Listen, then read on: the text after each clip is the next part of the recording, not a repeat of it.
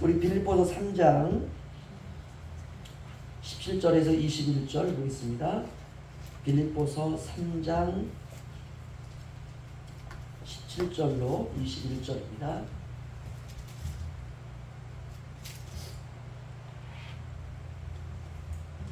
조한절씩 교독하죠.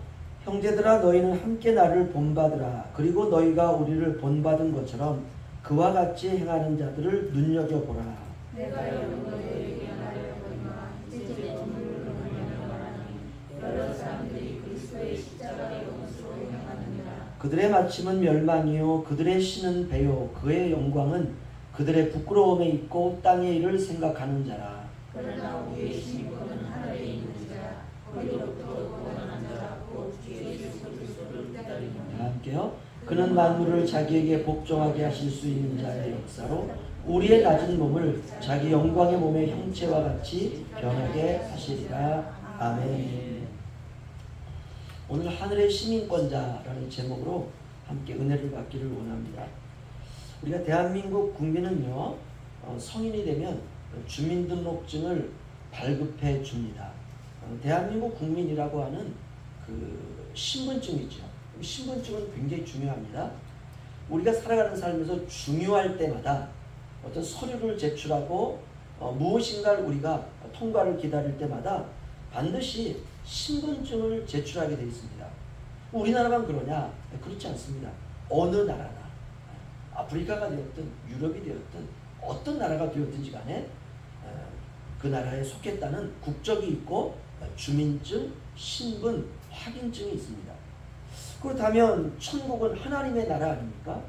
천국은 어떨까? 바울은 우리의 시민권은 하늘에 있다 이렇게 말하고 있습니다. 다시 말하면 저와 여러분은 이중 국적자입니다.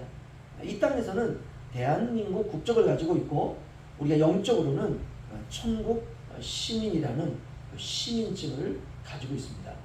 예수 그리스도를 믿음으로 고백하고 마음으로 영접하여 주님을 나의 주인으로 받아들인 사람은 모두가 다 이중 국적자입니다. 그렇다면 이제 시민권이라고 하는 것은 어떤 특징을 가지고 있느냐? 어느 나라든 그 나라에 살려면 반드시 법이 필요합니다. 그렇죠? 대한민국에는 헌법이 있고 어느 나라든 마찬가지예요. 미국 가도 미국의 국법이 있고 아프리카에 가도 국법이 있고요. 우리가 생각할 때 공산주의, 거기에 법이 있을까? 거기도 법이 있습니다. 공산주의가 되었든 민주주의가 되었든 사회주의가 되었든 이건 다 이념 아닙니까? 그렇죠? 그 나라에는 그 나라에 속한 법이 있습니다. 그렇다면 천국은 하나님의 나라인데 하나님의 나라에도 과연 법이 있을까? 있습니다. 그러면 하나님의 나라의 천국의 법은 과연 무엇일까? 딱 하나예요. 따라서 하시죠. 사랑의 법이다. 사랑의 법 딱 하나입니다. 얼마나 쉽습니까? 복잡하지 않아요? 우리나라 헌법은 분야별로 얼마나 복잡합니까? 이게 과학 분야는 또 과학 분야의 법이 있고, 또 도덕은 도덕법이 있고, 또 정치는 정치법이 있고, 또 사회는 사회법이 있고, 교통법규가 있고, 그렇죠? 굉장히 법이 많습니다. 그런데 천국은 법이 그냥 딱 하나입니다. 사랑의 법. 그렇다면 사랑이라고 하는 것은 과연 무엇일까? 다른 이를 위해서 나를 희생하는 것, 그게 사랑입니다. 서로 사랑하는 것, 이것이 천국 시민의 삶이고 하나님 나라의 법입니다. 그렇다면 나를 희생해서 다른 사람을 살게 하는 삶, 이거는 그렇게 쉽지가 않습니다. 힘들어요. 나도 지금 피곤하고 지친데 어떻게 희생이 가능합니까? 그래서 사랑하기 위해서는 성숙함이 필요합니다. 그러면 성숙은 어떻게 이루어지느냐? 고난이 필요해요. 사람은 고난을 통해 성숙합니다. 고난이라고 하는 것은 내가 죽고 주님이 내 안에 사시는 삶이에요. 그래서 우리가 고난을 통해서 내가 아니구나. 내 인생은 내가 이끌어가는 게 아니구나. 내 인생은 주님의 것이구나. 주님이 하시는구나. 주님이 지금 내 인생에 개입하셨구나. 이거 알아가는 시간이 고난입니다. 그런데 많은 사람들이 그런 주님의 뜻을 잘 모르고 살아가요. 그런 사람들을 향해서 사도 바울이 뭐라고 하느냐 하면 18절, 19절 보겠습니다. 저한저씩 교도가죠. 18절 19절. 내가 여러 번 너희에게 말하였거니와 이제도 눈물을 흘리며 말하노니 여러 사람들이 그리스도의 십자가의 원수로 행하느니라.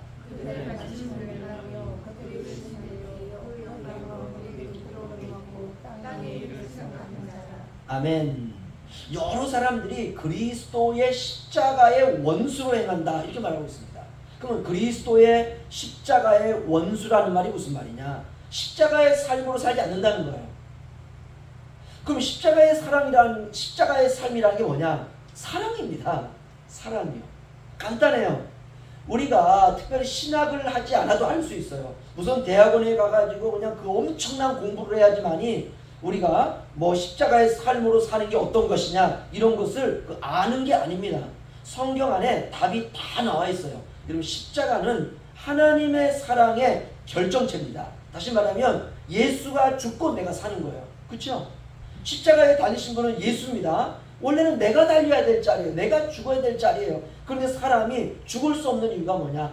죄인이 자신의 죄를 위해서 자신이 죽어도 죄는 여전히 있어요. 그래서 죄인이 죄인을 위해 죽어봤자 아무런 효과가 없습니다. 그래서 죄가 없으신 주님이 오셔서 저와 여러분을 위해 죽으심으로 말미암아 주님이 우리의 모든 죄를 다 주님의 육체에 정죄하시고 저와 여러분이 대속함을 받은 것입니다.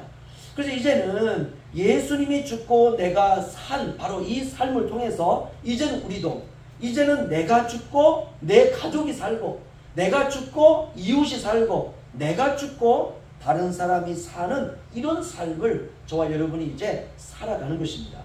그러면 세상은 어떤가요? 세상은 다 나를 이용하지 않습니까? 다른 사람을 이용해서 자기가 세상에 어떤 이익을 얻으려고 하고 이게 세상이에요. 전부 그래서 우리는 세상을 살다 보면 이용당할 때가 너무나도 많습니다. 세상은 이런 삶을 칭찬을 해요. 그러나 그렇지 않습니다.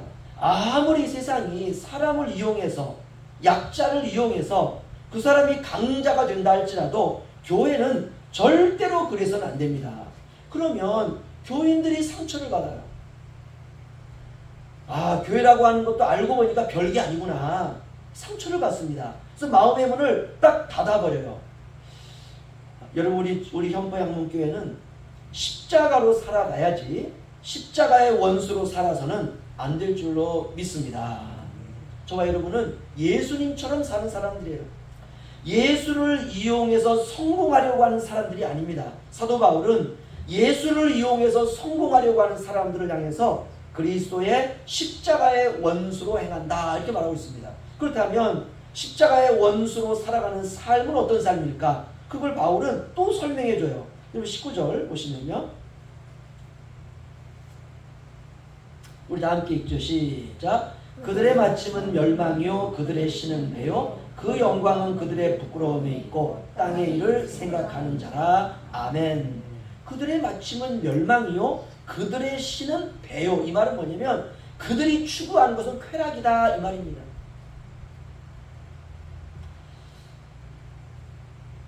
나이가 들어가다 보면요 사람을 알 수 있는 눈이 생기는 것 같습니다.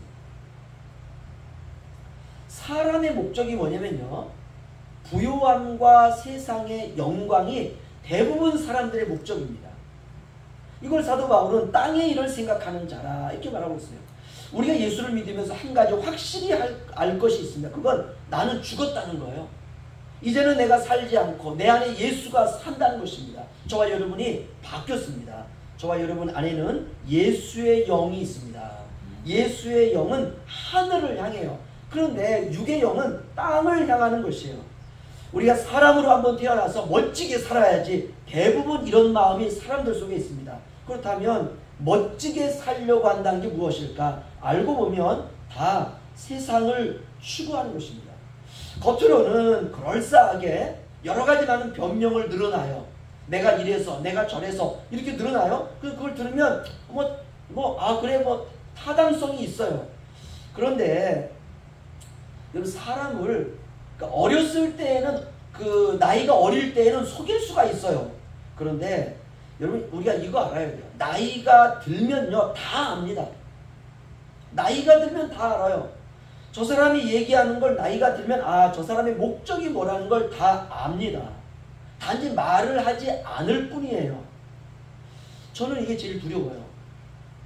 저도 목사로서 목회를 하고 있지만 저도 알고 보면 별게 아닌데 어떨 때는 별게 아닌 게 아닌 척 해야 돼요. 야, 저 사람 참 대단하다. 이렇게 내가 뭔가 나를 이렇게 가면을 이렇게 좀 쓰고 살아가야지라고 생각할 때가 있습니다. 그런데 그걸 성도들이 안다는 거예요. 그거를. 그럴 때 내 마음속에 있는 것을 내가 딱 들켰을 때 내 마음을 알고 있구나. 그럴 때 목사가 느끼는 감정은 참담한 겁니다. 여러분, 그래서 저와 여러분에게 하나님의 은혜가 필요해요.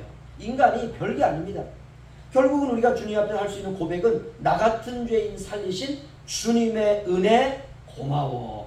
찬양할 수밖에 없어요. 그래서 우리가 어메이징 그레이스, 놀라운 하나님의 은혜다 이렇게 말합니다. 저와 여러분에게 날마다 어메이징 그레이스가 필요합니다.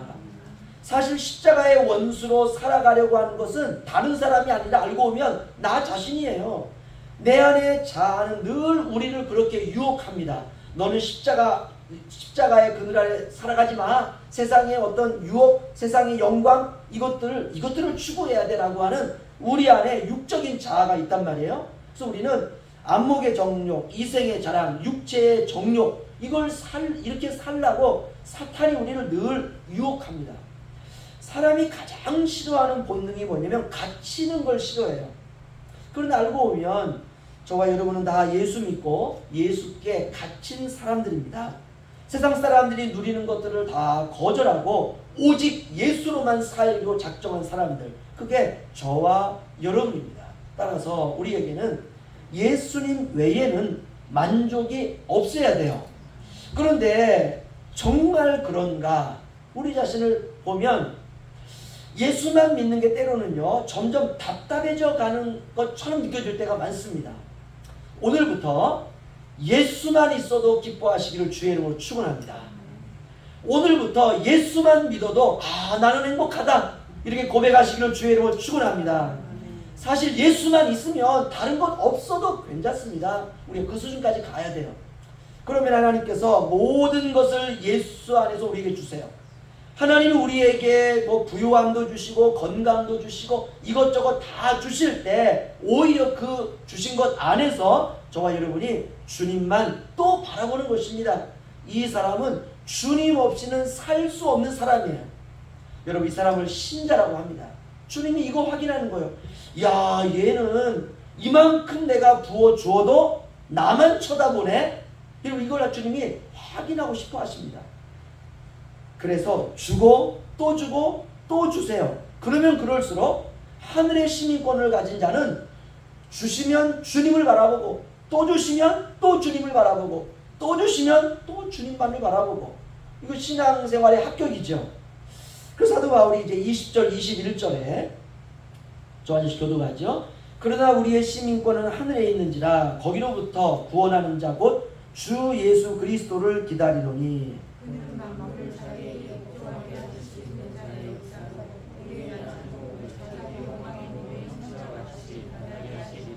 아멘. 여러분, 이것이 그리스도인의 목표점입니다.